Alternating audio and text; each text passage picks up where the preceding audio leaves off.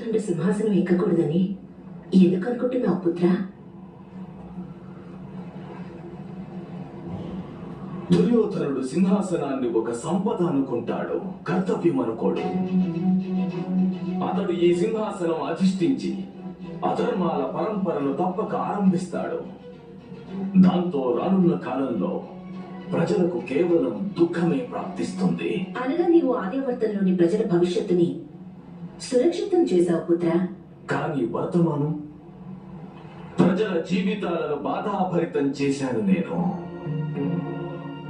మీ జల ప్రవాహంలో లక్షలాది మంది మృతదేహాలు తేలడం చూశాను మాత.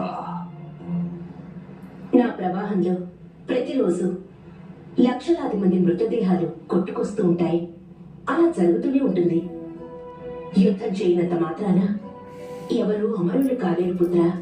కానీ భవిష్యత్తులో ధర్మాన్ని స్థాపించడం అత్యంత కఠినమవుతుంది. మనిషి తన జీవితంలో సంఘర్షణకు మారుగా శాంతిని ఎంచుకోలేడు పుత్ర. అధిక సంఘర్షణ, స్వల్ప సంఘర్షణల మధ్య ఏదో ఒకటి ఎంచుకోవాలి. ఇదే జీవన రహస్యం.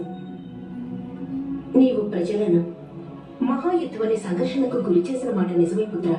కానీ రానున్న అనేక తరాల వరకు సంఘర్షణకు నేనే అడ్డుకట్ట వేశావు. అందుకే నీ నిర్ణయం పట్ల నీవు సంశయించకు పుత్ర. నీవీ రోజు నీ పాపాల నుండి విముక్తులయ్యావు. వెళ్ళు, ఈ మహాయుద్ధంలో నీ కర్తవ్యాన్ని నిర్వర్తించు.